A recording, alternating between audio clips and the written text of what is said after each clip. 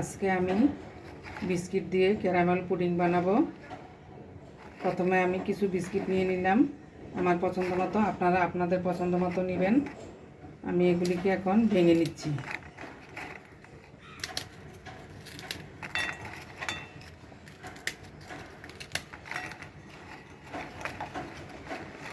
বিস্কুটগুলিকে আমি ভেঙে নিয়েছি।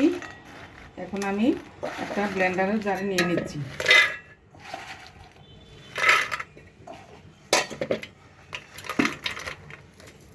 এখন আমি এগুলি ব্লেন্ড করে নিব।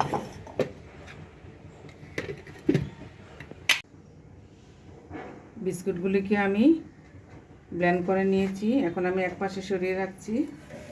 এখন আমি ব্লেন্ডারের জারে 2টা ডিম আর 1/4 কাপ চিনি ব্লেন্ড করে নিচ্ছি।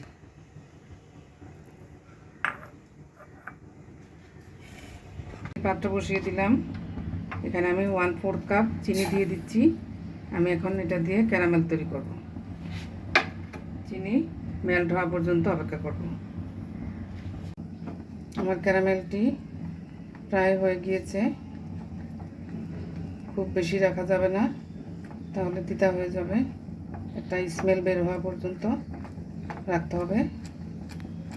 এখন প্রায় রেডি।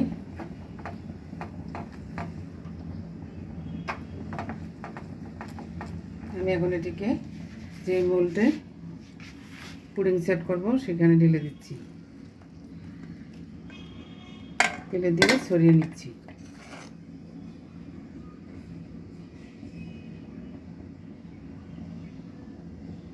এটাকে আমি এক পাশে রেখে দিলাম।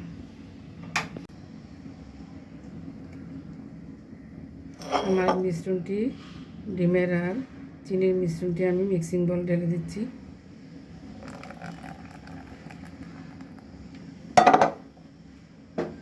এখন এগুলির সাথে আমি 2 কাপের মতো দুধ অ্যাড করব আর দিয়ে দিচ্ছি আমার সেই বিস্কিটের গুঁড়াগুলো।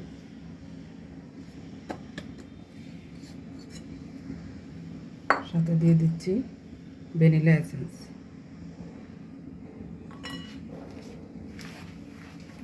আমি হ্যান্ড বিটারের সাহায্যে এগুলি ভালোভাবে মিক্স করে নেব। ক্যারামেলটি সুন্দরভাবে সেট হয়ে গিয়েছে।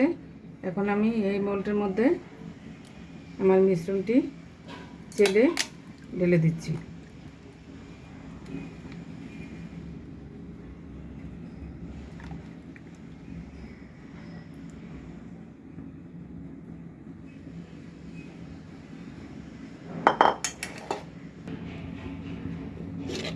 একটি প্যান বসিয়ে দিলাম। এখানে আমি 2 কাপ গরম পানি দিয়েছি।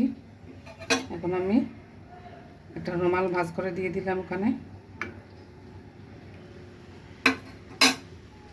এখন আমি পুডিংয়ের বাটিটা এখানে বসাই দেব।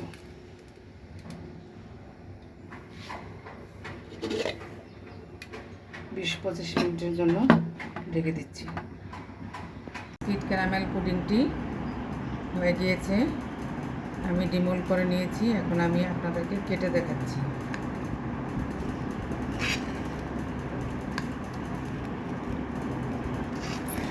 দেখুন কতটা সুন্দর হয়েছে, কতটা সফট হয়েছে, একদম সফট।